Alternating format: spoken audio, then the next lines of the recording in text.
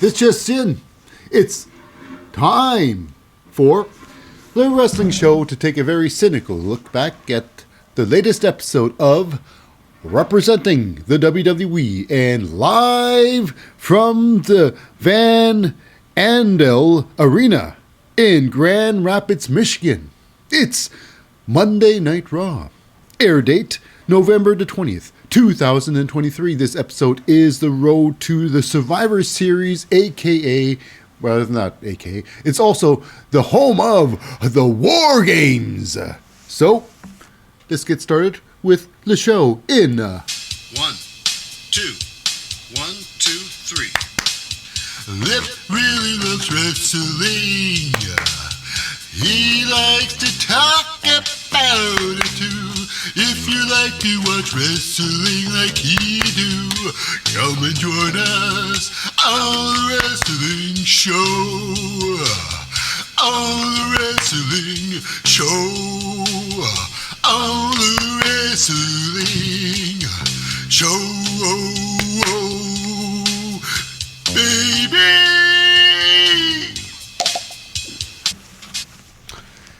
Well, welcome to the Wrestling Show. I'm your most fickle host, Lip Hazlewood, and we're about to take a look at the latest episode of Monday Night Raw. And but before we dive into the big show, just a shout out to the non-competitors of the show. That's right, they are the glue that holds the things together. This backbone, the spine, stuff like that. Anyways, so first and foremost, representing the, I guess you can say the general manager of Raw. It's Adam Pearce. Next, getting all the pre-match interviews.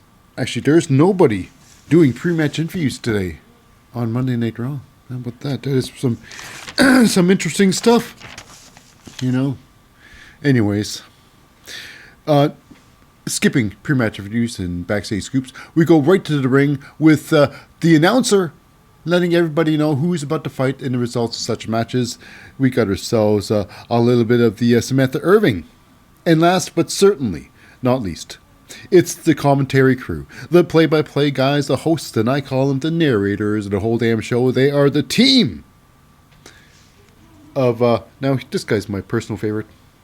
He's got to be a future Hall of Famer for sure. Those are my talking points on him. He's got the raspy but soothing voice. The super knowledgeable. And I've got a personal man crush on this guy. Hands down, forget about it. It's Wade Barrett. And backing up Wade Barrett, it's a longtime host. Wrong and strong, usually. It's a Michael Cole, baby. So, without any further ado, let's get started with the show. Because it's a big show. It's a big show today with 6 big matches on the night. You know, champions are represented today on the show, so it's a big one. Although there's no title matches, but they are represented. Now, first of all, we start off with, oh my goodness, it is a Drew McIntyre popping in there, you know. After all, he's got some explaining to do for, for attacking Jey Uso in his tag team match for the championship gold, ruining his chances, baby. So anyways, questions are asked. There's basically, he didn't get an apology, whatnot, and it comes down, not just that, but it comes down to what's going on with Drew McIntyre. And Drew's probably saying usually his usual talking points. You know, I've never changed. I've been true to myself. No diggity do. He said those words too. No diggity do. Maybe he didn't. But yeah, he said, if you're a fan of me before, you're probably a fan. If you weren't a fan of me, if you're a fan of me now, and you find out this, then you're never a fan of me in the first place. Stuff like that. You know, so he starts talking about stuff, and is he joining the Judgment Day? The big question is, am I joining the Judgment Day? And it's no, but for the one day, we'll fight together. I gotta stop doing that accent, it's killing my throat. Anyways, So while he's talking like that, we got ourselves a little bit of a Jey Uso comes down there. Uso!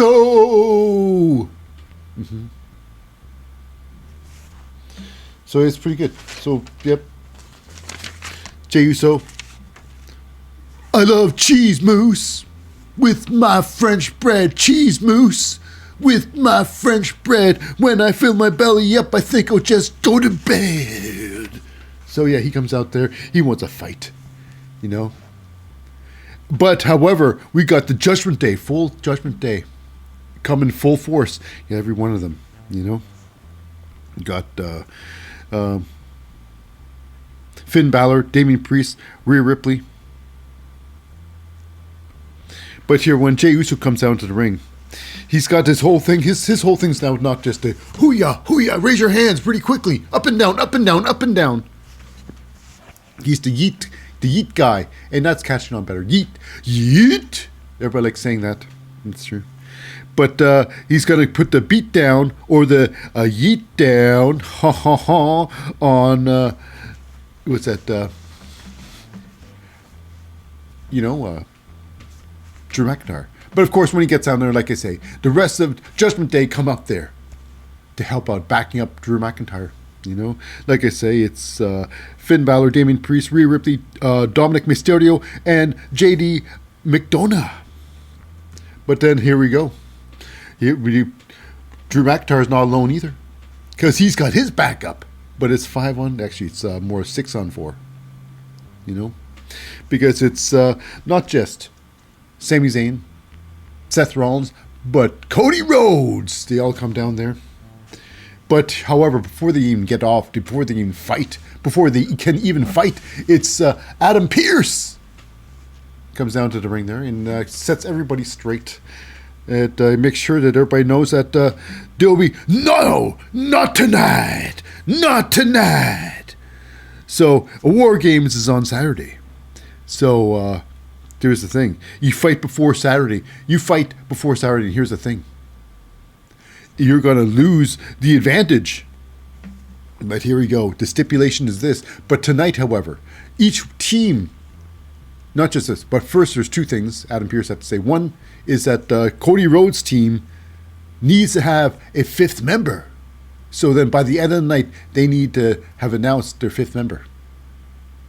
And number two, to determine who will have the advantage at War Games.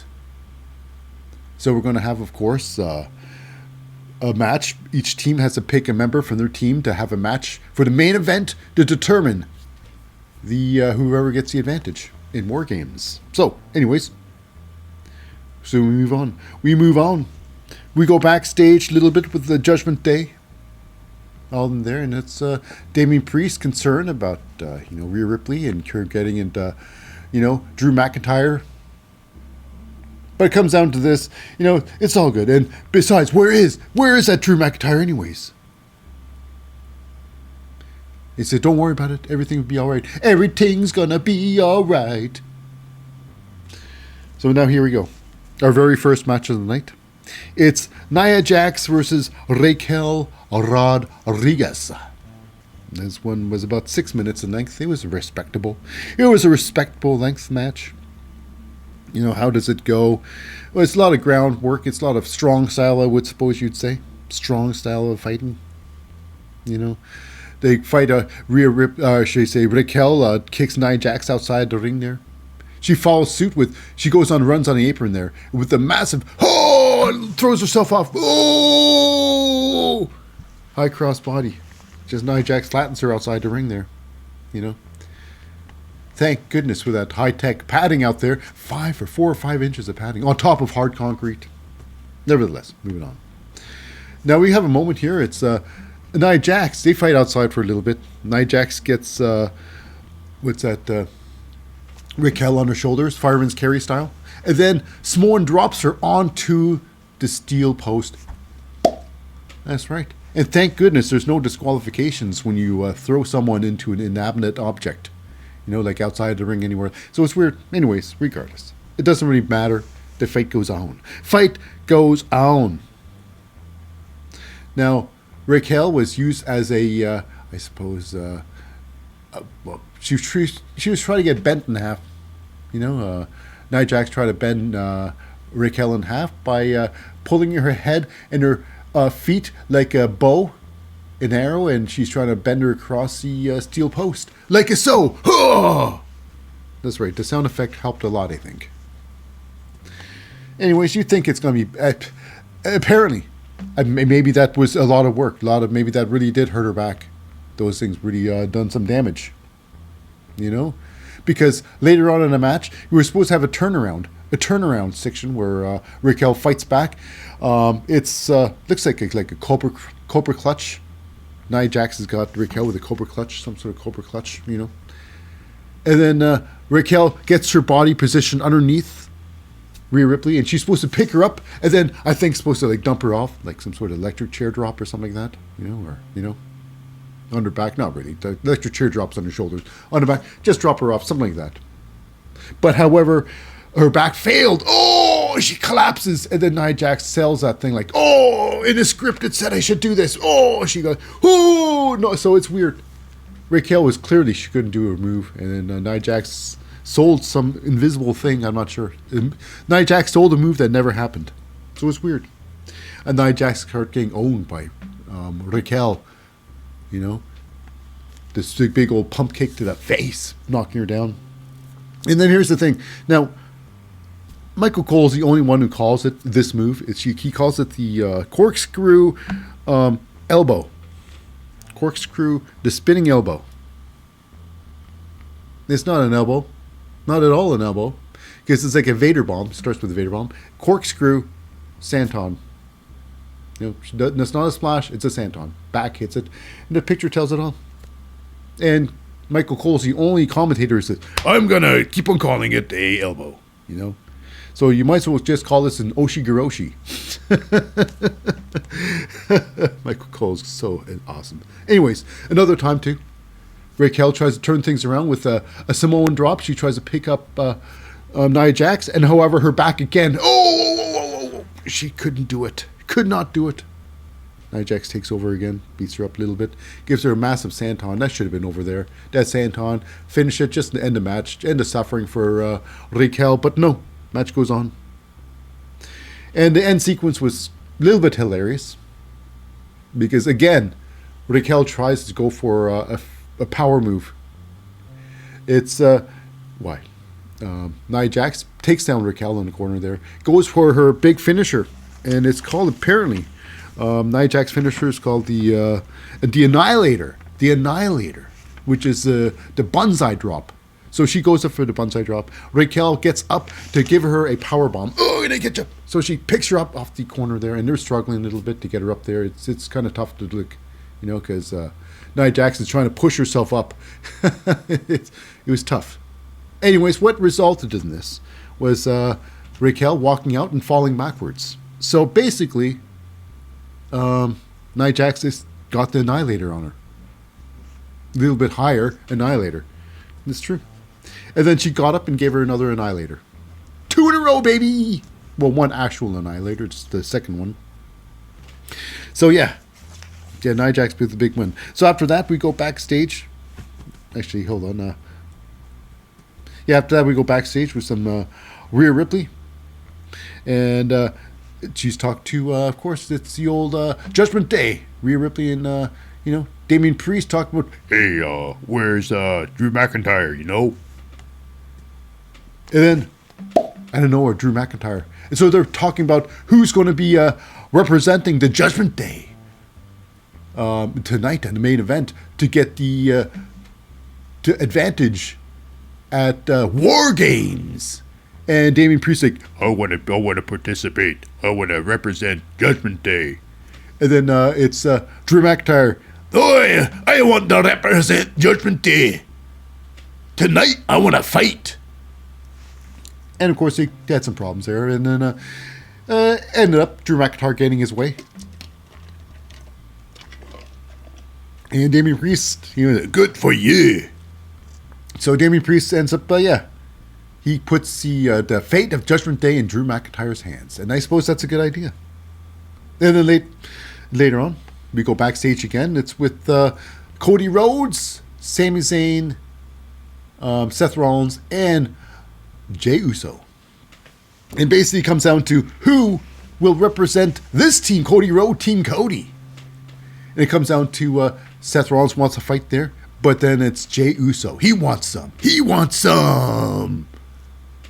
So then it's decided it is Jey Uso going to represent Team Cody. So moving on, we go to our next match. It is Becky Lynch versus Xia Li, finally the match. Becky Lynch versus Xia Li. Now, Xia Li does have a match in NXT the following day with a championship match against there today. It's the women's NXT's women's champion. It's Lyra Valkyria in the audience watching the match. You know. So yes, this match here, it was about 12 and a half minutes. I was surprised. This was a barn burner. This was a knuckle duster. Becky Lynch, she loves to hustle. I'm thinking, how many times is Becky Lynch going to... Now, I figured every time Becky Lynch is a match, you will go off the top rope. Surprisingly, Becky Lynch does not go off the top rope today. Oh, I'm like, what? So anyways, this was... now, Xia Li, her matches are usually very quick matches. But Becky Lynch, she's good at one thing. Well, she's good at a lot of things. But one thing for sure, she knows how to push her opponent to another level. You know, they got to work hard if they got to beat Becky Lynch. And I guess that's why Becky Lynch is one of the horsewomen, you know. Anyways, so this match was a very great length. A lot of... now, in this match here, Xia Li, now they're promoting Xia Li's spin kick. And for past couple of matches, she's been spin kicking the holy hell out of her opponent. And they've been knocked for a loop. Knocked unconscious almost. So they're like, they can't do anything. She even knocked a roundhouse kick Becky Lynch before a battle royal, and she couldn't go to the battle royal because she was knocked for a loop. So I'm saying that a lot because in this match, early on in the match, Becky Lynch gets roundhouse kicked onto the head. I'm thinking, oh, match is over. Nope, didn't work. Match continues because they fought for this was like a 12-minute match. This happened early in the match, you know. Becky Lynch does her, now some might call it a Glasgow send-off. Some might call it the My Cousin Vinny. Oh! When you send yourself flying, fist first, oh, through the air, and you fly at your opponent like that. It is hilarious to watch. But that's one of Becky Lynch's signature moves. Other than the top rope leg drop. Another signature move. Anyways, now we got to a moment here. It's almost upsetting to see because this is not the first time this call has been done. Becky Lynch gets the armbar onto Xia Li. Now, many times this happened, not to Xia Li, you know, but Becky Lynch throwing an armbar on her opponent. And Michael Cole says, "Oh, it's a disarmer! The disarmer!" It's like, that's not a disarmer. I would like to see, Wade Barrett correct him every now and then. It's like, hey, it's not the move. Okay, that's not his accent. Hey, no, okay, I'm not going to bother. Okay, anyway, so yeah, I mean, she gets out of it. She gets out of the arm bar, and McCole corrected himself. Oh, yeah, it was an arm bar. She prevented her getting into the disarmor. Yes. So anyways, they fight. They fight on. They scrabble some more. They scrummage some more. They end up going onto the secondest of ropes, the middleest of turnbuckles, for Becky Lynch. Then rips her off with the mediocre plex, the super mediocre plex, right off the second rope. That's right. Knocks out Xia Li, gives her a what for? A what for? Now, Becky Lynch goes for her manhandle slam, but it's Xia Li countering it with an arm drag. I'm like, well, that's good. They're finding ways to counter the manhandle slam, which is good. You know, which is not difficult. It's basically just a rock bottom, like a Uranagi. That's her move. Anyways, Xia Li then gets her again with the roundhouse kick. Remember, this has taken her out before. But she's given her a kick before, too. So this is the second kick, roundhouse kick, Becky Lynch has got today. You would think this would have been lights out for Becky Lynch. Her brain just got scrambled too many times. Two times too many. She flops out of the ring there. You know, Xia Li now, here's the thing. This is where it gets hilarious. Xia Li goes for a third roundhouse kick. And you know this, she was going to miss it because Becky Lynch ducks so far down. It's like, yep, there's no way in hell. Even though if there's a mess up, there would be no mess up here. Becky Lynch will not be kicked in the... Because Becky Lynch ducks toes so far down, Becky Lynch is practically touching her head to the ground. It is hilarious. Xia Li clearly misses it, and we all see that happening. Xia Li then gets thrown into the post. Outside the ring. Ref's like, oh well, it happens. They take the match inside the ring. Because, it doesn't really hurt when you get thrown into the post these days. Obviously, because if it did hurt, they would make it a disqualifying move. So they fight inside the ring again. Xia Li tries once more time to go for the spin kick, the roundhouse kick to the head. But you can clearly see Becky Lynch ducking so far down, she almost knocks herself out by smashing her head against the floor. The ring mat. It's hilarious. So Xia Li misses clearly. And then Becky Lynch gets the Uranagi rock bottom manhandle slam onto Xia Li. 1, 2, 3, it's over for Xia Li. But not over for the day for Becky Lynch, because outside the ring, it is 4 members of Damage Control. 4 of the active members, because clearly Dakota Kai, she's just a translator right these days. She's a translator for the Japanese members of Damage Control. And who's there? Who's ready to fight? Why, it's the most curvaceous woman in Monday Night Raw. It's Bayley. Actually, she's SmackDown, so I'm not sure why they're doing there. Are they going to get fined, these girls here, for coming down to the show? So anyways, it's Bayley, Io Sky, Kairi Sane, and Asuka coming down through the crowd. So I guess they were just watching the match, And then behind them, because it's the other team of Shotzi, Charlotte, and Bianca Belair, and they tax them behind, throw them into the ring area. So I guess now they're safe from being charged from Adam Pearce. How dare you? You should be in SmackDown. You're Nick Aldis's problem. So anyways, they fight. A big brawl. This is a pre-Survivor War Games thing. So yeah, they're just building it up, building tension up. And Adam Pearce comes down there with a bunch of officials and stopped the whole thing from getting out of hand. And then backstage, we got ourselves a little bit of pre-match discussions. It's Imperium's Ludwig Kaiser talking to Giovanni Vinci, saying that I don't want you around my match. Now, he's so upset because Giovanni Vinci came to the match, helped out in Ludwig Kaiser's last match, and got a lot of props by Gunther. And why? It's Ludwig Kaiser wants all the props, all the flowers from Gunther. He likes being praised by Gunther. So he said, stay away from the ring. I will beat him on my own. Don't need your help. So, we move on to match. It is, of course, DIY's Johnny Gargano versus Imperium's Ludwig Kaiser. And joining the ring, it's, of course, on Johnny Gargano's side, his longtime friend, Tommaso Ciampa. Now, this match here was 10.5 minutes. And this was a fun match, let's face it. This had a story to tell other than wrestling. Had something at a side thing that they're working on Giovanni Vinci and Ludwig Kaiser's angle. But however, these are 2 top-notch superstars, But it wasn't really about the wrestling. I mean, they did wrestle in the ring there, but it was just like my turn, your turn. It wasn't like, it didn't seem like a real match. Because someone was getting beaten up, all of a sudden, and when they change around, it's like, I'm fresh as a daisy now. It's like, what is going on? This isn't AEW. This is an AEW match, this one here. I'm speaking harshly, but they had a lot of big moves. Johnny Gargano with the tope suicida between the second and third rope,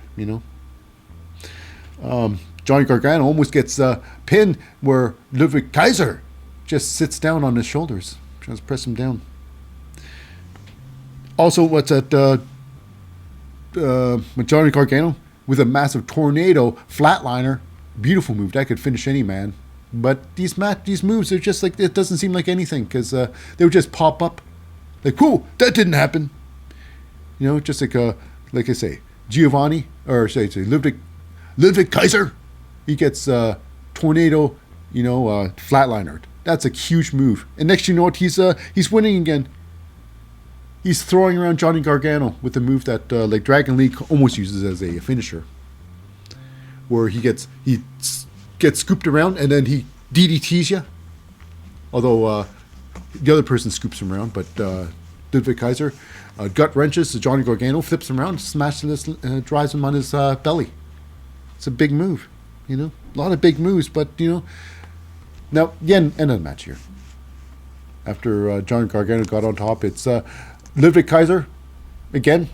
He gets Johnny Gargano. He gets him on his shoulders with a massive, some say a rolling senton. Gets you on his shoulders and he does it like a cartwheel driver.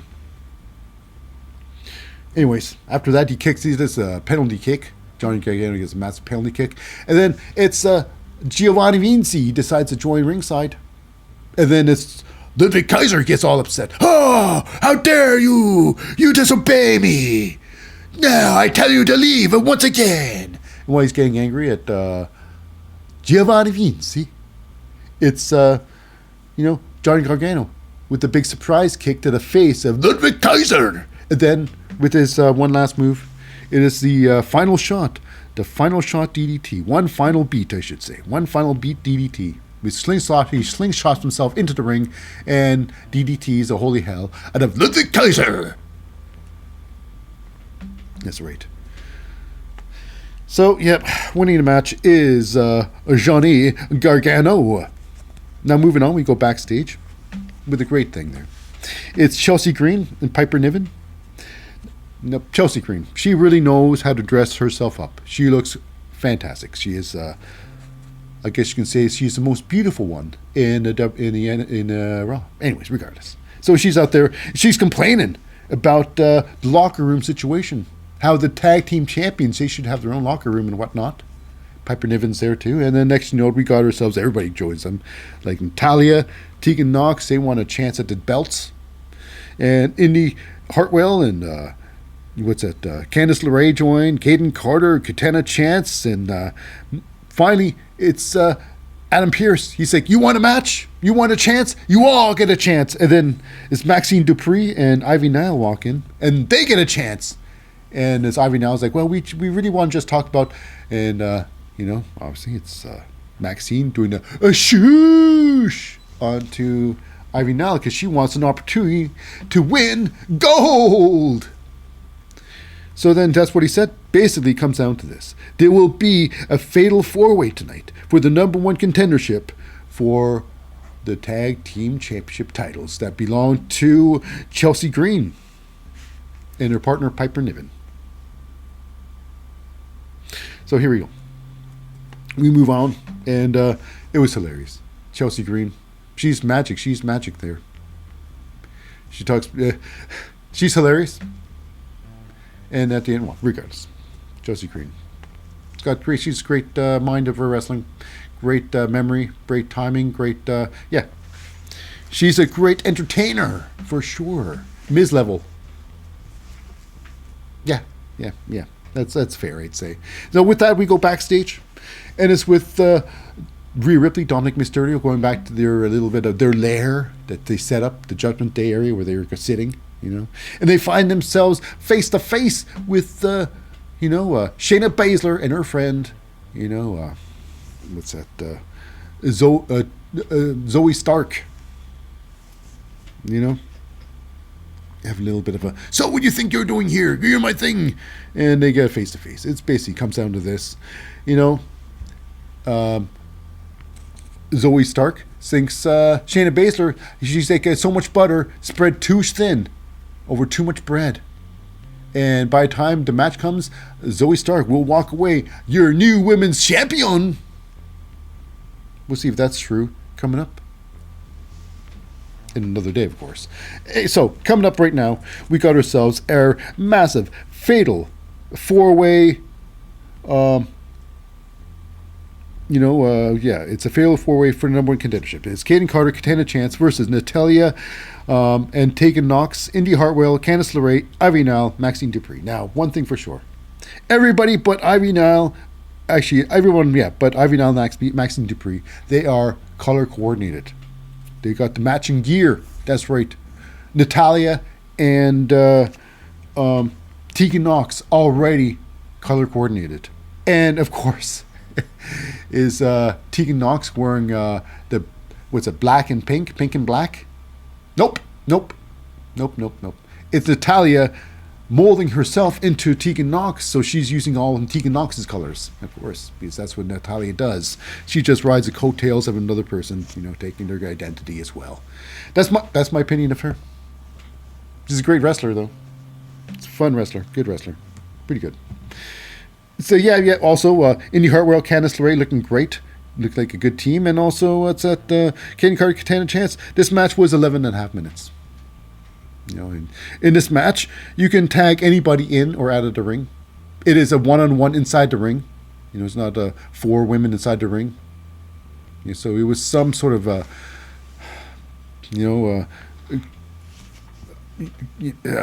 it was okay. There's some sort of rules in the match, but the referee eventually, those tags were used, but eventually it just became a big fun match, just people running in and just doing whatever the hell they want, But watching the match, it is, of course, your tag team champions, Chelsea Green and her tag team partner Piper Niven. Watching the match, doing some commentary, really good commentary. Chelsea Green, big fan of Chelsea Green. Have you ever noticed? I don't talk about her enough. So anyways, yeah, this match gets out of hand. It's pretty hilarious. It's the Chance and Carter's in the ring there. And then we got ourselves a little bit of the, Tegan Nox and Natalia running into the ring. Just they're not involved yet. They just run in the ring there and they try to German suplex it too. And they get thrown outside the ring there because they're setting up for a giant spot. They're setting up. It's hilarious. So Natalia and, Tegan get thrown outside of the ring. And then we got one big spot. It's, I believe it's Caden Carter. Off the second rope, she just jumps off. Hiya! Crush! Just splashing all the girls out there. And next you know, everybody's out there. All 7, but it's Maxine Duprie jumping off second rope there. I believe it's second as well. High crossbody on all 6 competitors because it is her partner Ivy Nile rooting her on. It was the big moment in the match. It was fun. She had a lot of people to land on, so it was very safe, very indeed safe. But the big spot is of course Caden Carter, Kitana Chance. They do like a lot of tandem work, and one of them is very very athletic, very Cirque du Soleil, I should say. It's Kitana Chance. She gets on the top rope there. She does a handstand on the top rope. She's picked up, so she's basically doing a handstand on top of on the shoulders of Caden Carter. One's facing forward, one's facing backwards, and then it's Caden Carter. She does a back bump, and she drops Kitana Chance. It's a giant splash on top of I believe it's both Natalia and Tegan Nox. It was hilarious. The big move, though, very, very impressive looking.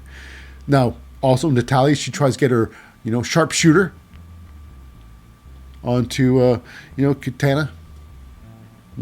We also have a moment here where it's, Maxine Duprie with her moment. She gained a massive doubles, 2 slams. She gained 2 slams on Tegan Nox. Sets her up for a massive fun move where she gets a crowd involved, and she does the caterpillar or the worm. She does a worm now, and she does it better now. She's a little more flexible.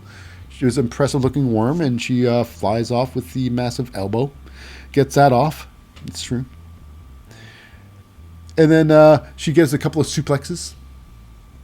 She tags in her partner, Ivy Nile. She double suplex, Tegan Knox. They go for the pin. They don't pin her. And then here's where the end sequence comes in. Before the end sequence, it's Ivy Nile and Maxine with the thank you, with the peace signs. I am not a crook. Oh, thank you. Anyways, the thank yous. And anyway, so then they decide to do a tangent move. At least they figured they're going to do a tangent move. It's a good idea. So they both take a corner, But however, Ivy Nile's pulled off of the ropes by Natalia. It's what's that? Maxine. She jumps off the high cross body. She hits Tegan Knox. Tegan Knox rolls through, and then rolls up Maxine Duprie with the 1, 2, 3. It's over, and of course, meeting your next tag team match will be, or for a championship, will be defending their titles. It's Chelsea Green, Piper Niven versus, once again, Natalia will have a second chance at fighting the, Piper and Chelsea. Instead, now with her real partner, Tegan Knox. Now, last time they had a match, it was joining Natalia. It was Nikki Cross, and she did nothing. So it was weird. So anyway, so now we're going to have the real tag team match. So next up, we go backstage, and it's with Imperium. Once again, Giovanni Vinci and the Kaiser back there, and Gunther. He's upset, of course, still with Giovanni Vinci, or with the Kaiser. Happy with Giovanni Vinci these days, and he wants to show the Kaiser a lesson or two. You watch me what I'm going to do in a ring. Watch this. I will set an example. So now with that, we go backstage. It's a big one. Adam Pearce. He creates... Now, the women's got this, like I say, this fatal four-way, because there's a lot less women in the, wrestling in the WWE. So they can only do so much. Now, with the men's division, even though the tag division is weak, but they want something... They want a tag... They want a thing just like the women's, for a number one contender. So what do we have here? Adam Pearce creates, not for this week, next week, a tag team turmoil match, which is going to be a lot of fun, guaranteed. Anything, it's going to be fun. For the number one contenders, for, the tag team champions. It's Finn Balor and Damian Priest. So we got people like the Indus Sheer, Veer and Sangha. We got the Alpha Academy, Otis and Tozawa. That's right. So that's the team now. Otis and Tozawa, not Otis and Gable. Otis and Tozawa. DIYs, Johnny Gargano and Tommaso Ciampa. The New Days, Kofi Kingston and Xavier Woods. So then they're there. So then after that, it's Nick Aldis. He wants to talk to Adam Pearce. But Adam Pearce is there somehow. He's like, yes, let's talk. So who knows? Maybe in the future, they're going to fight and they won't become they'll step off general manager positions and become actual in-ring performers. Adam Pearce and Nick Aldis. After all, Nick Aldis is a former NWA champion. I'm pretty sure he still is an NWA champion. I don't know if he's given up yet. Versus Nick Aldis. Nick Aldis, he's I don't think he's done with his career, his in-ring wrestling. Anyways, moving on. We go in the ring there with some Miz TV. And Miz talks about respect and Gunther's lack of respect for some reason. Gunther's lack of respect. Miz's respect? Really? That's so hilarious. So, yeah, that's weird. Miz talk about respect, where Miz shows very little respect to anybody and anything. He's a very selfish man. But anyways, he's throwing respect around. Now they're trying to make Miz the face, And he walks to the ring with it, I got big balls! Like, that's not helping your cause. So anyways, Gunther gets to the ring there. And it comes down to this is good. Now, he's a great entertainer. Miz has got great mic skills. Almost nobody is better than Miz. Gunther, Gunther, he doesn't talk much on the microphone, but when he does, he's great. Gunther put on a 5-star promo. Now, his English isn't the greatest. He's pretty good. He just has an accent now, but he's pretty damn good. And it was it was Gunther really putting his way. Now Gunther, he's 520 days as champion so far. About 9 title defenses this year, so it's pretty low. Kind of sad. Maybe that's the lack of respect. Who knows? But Gunther, he's seeing that the ring is a sacred fighting place. You are just an entertainer, you know. Now Miz calls Gunther a one-note robot. And Gunther says, "You are entertaining. I'm amused by you." It was some devastating words by Gunther. Really belittling the Miz. So it was, yeah. Gunther really held his own in a ring there with his just mic skills alone. And he calls Mike the Miz. He calls Miz Mike all the time. So he's disrespecting him by not even calling him by his ring name, by his real name. And he talks about talks about his past. It's like you've been a weirdo. Like in his childhood, you're a weirdo, bullied as a child, looking to these heroes for inspiration. And then you finally come here, and when he finally gets to WWE, he's treated like a weirdo again by everybody. Because clearly, when he was gotten to WWE, he was disrespected by everybody. Get the hell out of the locker room, idiot! So yeah, he got treated like a weirdo again. You know? So here's the thing. This is the greatness of Gunther, I guess, and this is what everything we're waiting for. The turn. How to get Miz on the side of the audience, of the crowd, of the universe. So, Miz is being called a weirdo. And the crowd is being called a weirdo. You are just like the weirdos over here. You know? You're losers. So there we go. Miz is now associated with the people, with the universe, the WWE universe. So now it's okay to cheer the Miz. Brilliant! Gunther. Mm-hmm. Yeah. Now he rarely fights, but when he does, it's a barn burner. I would like to see more fights with Gunther. Gunther is he is one of the true greats in ring. He's a ring general for sure. But really, 9 defenses? Come on now. Come on. So Gunther, he wants to incite a fight. So when he starts face washing the Miz, it is some brutal face washing, some pie facing. Whew. And then Miz tries to turn things around, tries to fight back, and he gets kicked down. A big old pump kick to the Miz. He gets knocked down there. And then Gunther, he tries to mush the Intercontinental Championship belt in the Miz's face, and the Miz can only do one thing. Only one thing could the Miz possibly do to escape this. He back kicks Gunther right in the ball sack. Mm-hmm. Right in the balls. And I guess when you think about it, that's the only time Miz can possibly win in a match with Gunther, if he kicks him in the ball sack. You know? And the ref's not watching. So anyways, with that, Gunther goes down. And then Miz, with the skull-crushing finale, knocks down Gunther. I guess Miz feeling pretty fresh after that. Pretty fresh. And speaking about pretty fresh, we got backstage a little bit of pre-match talk. Seth Rollins with Jey Uso. You know, talk about their main event match with Drew McIntyre. And how badly they need this victory. Because clearly, whomever gets a victory moves on to get the upper hand at War Games. Which means you go in there first. Your team gets the first person in the ring. You know? And the third person. So then you get the upper hand real quick. First and third. So, moving on. We have a little bit of the Viking Raiders. Actually, just a Viking Raider. It's Ivar with the very curvaceous, the sexiest woman in Raw, let's say. It's Valhalla with Ivar. Ivar now, he's got his headpiece, right side up. Last time the crow heads are facing down. Anyways, it looks like a crown now. So he has a problem with Bronson Reed. So this is going to be a big match. It's going to be a great match. Ivar, Bronson Reed, looking forward to it. Going to be an absolute banger, you know.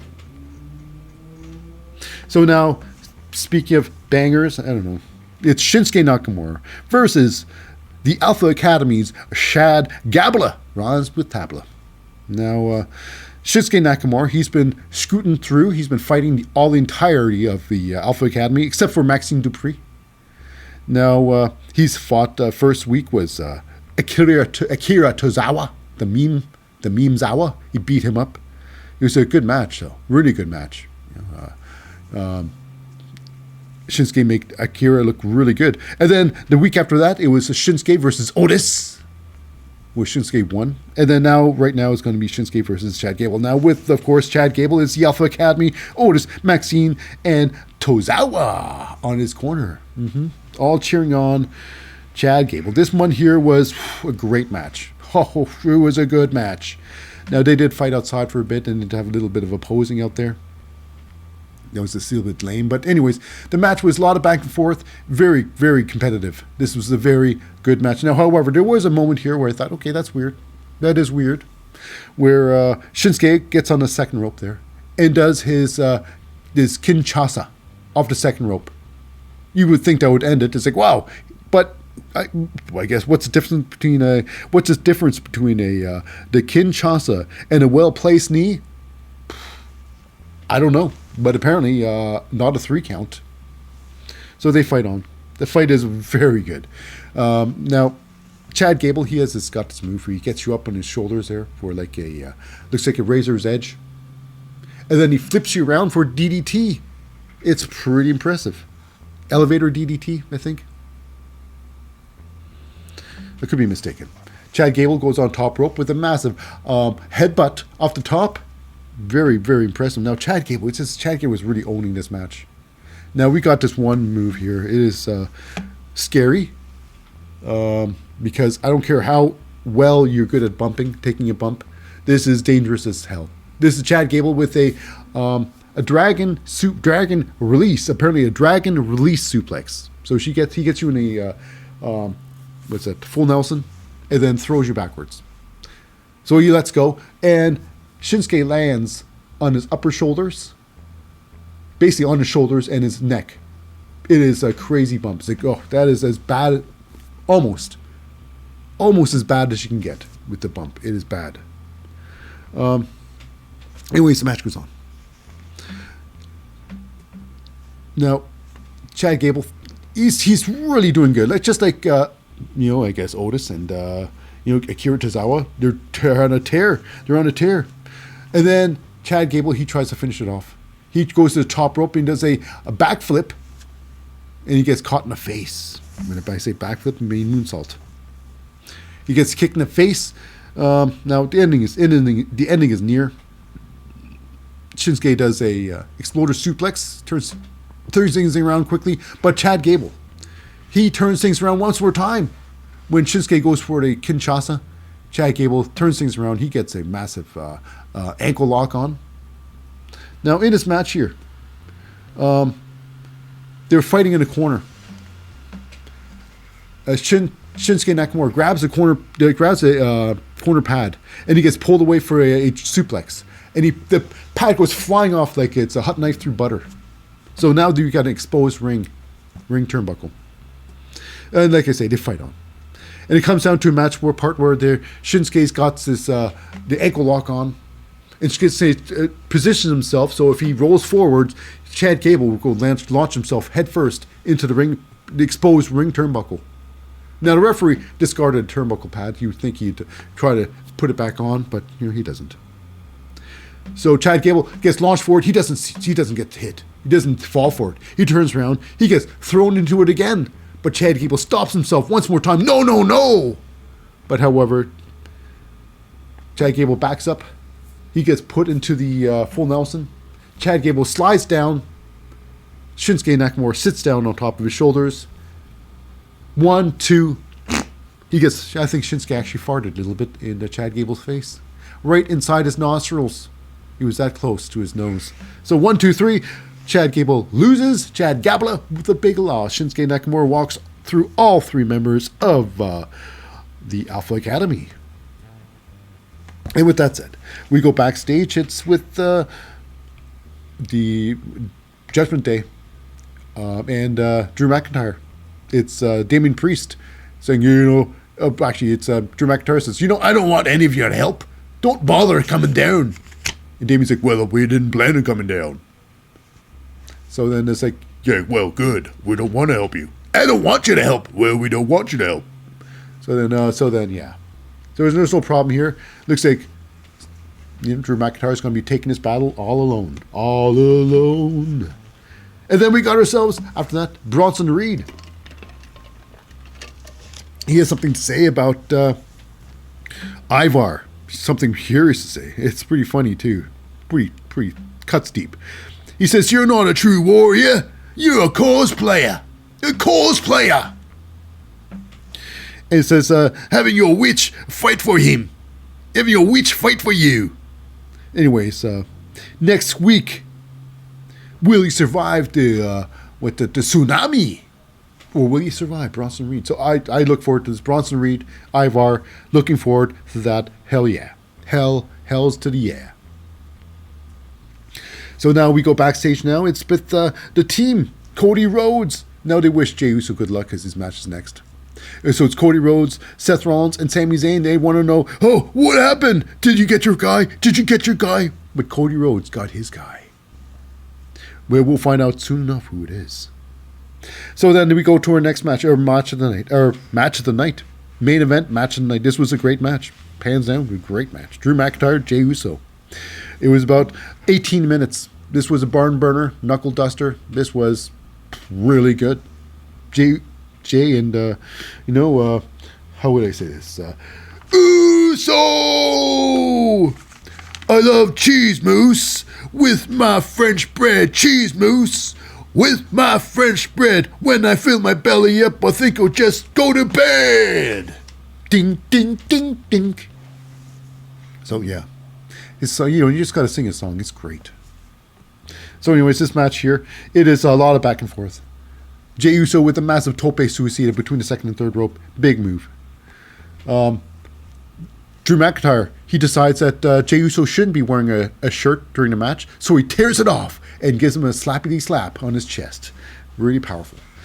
This was, and they get outside there where Drew McIntyre is ramming Jey Uso across the barricade and across the ring apron there and back to the barricade. Not a throwing around there. Not throwing around. Jey Uso got the old squeeze, vice squeeze, where he gets his head pinned up against the ring post, and then Drew McIntyre squashing his head against it. Ooh, some dangerous stuff there. Referee doesn't say, hey, it happens. And then Jey Uso, they fight outside. Jey Uso gets thrown into the commentators. At least I think he tries to give, take a seat. Try to throw Jey Uso over top of the commentating tables onto one of their chairs. You're better off commentating this match. Yeah. He didn't say any of that. But anyways, they fight on. During the commercial break, after they go into commercial break, they're inside the ring. That's when things turn around. It's where Drew McIntyre does his best Otis impersonation and rams himself headfirst into the steel post. And that's where Jey takes over once again. Now Jey does the most disgusting thing. It's pretty disgusting, I gotta say. He does his spit in your hand and slap in the face technique. That's what he does. He raises his hand to the air, gets a big spit and spits right into his palm of his hand and slaps Drew McIntyre right in the face with it. It's so disgusting. Anyways, Drew McIntyre does eventually turn things around. He goes for a massive Claymore kick, but Jey Uso beats him to the punch with a massive, super kick himself. Super kicked Drew McIntyre's big super kick. Now they scuffle on a little bit more. They scuffle a little bit. And then it's Drew McIntyre gets the, the Future Shock. The Future Shock DDT. And I stopped it to get a good picture of it. And I'm like, wow. You know what? What's he going to do? Actually hit his head on the mat? So yeah. Anyways, he gets his Future Shock on. And that was it. I mean, how many times does Drew McIntyre win a match with the Future Shock DDT? Not very often. Not very often at all. It's one of his wear down moves. But regardless, after the match, Rhea Ripley decides to join the ringside there, and gives Drew McIntyre some orders to put him away. So Drew McIntyre clears off the commentating table and gonna put Jey Uso through the table. Jey Uso fights out of it. Gets into the ring there. And then that's when the rest of the Judgment Day comes down there. Finn Balor, Damian Priest, Dominic Mysterio, and JD McDonough all come down there to get a brouhaha happening. But then we got ourselves a big thing. Cody Rhodes That's right. Sami Zayn, Seth Rollins runs in the ring there, and then they end up clearing everybody. Had chairs, so it's a little bit, Cody Rhodes, Seth Rollins, Sami Zayn brought chairs, and they cleared out the ring. And then the big news. Cody announces the 5th member. He says, I have a legacy with this guy. He's considered an apex predator. And basically, they're thinking, is Randy Orton your partner? It's Randy Orton. So Randy Orton's not there. Randy Orton's got he's again, maybe he's cleared from his back injury. He's been suffering from a serious back injury. And this is the worst time to come back to War Games and you're nursing a back, coming back from a back injury. I don't know. That sounds kind of crazy. Seems kind of crazy to me. You got to work slowly, maybe. I don't know. But Randy Orton's been away for a long time. The last time he was in the WWE, Matt Riddle was part of it too. So things have changed. Anyways, that does wrap it up for another episode of Raw for this week. Now, for our podcast listener, stay tuned for after this short break, we'll have some NXT. But for our YouTube audience, this is it for today's show. Today's episode of The Wrestling Show. I've been your host, Lip Hazlewood, saying I'll see you on the next video. So, I'll see you soon.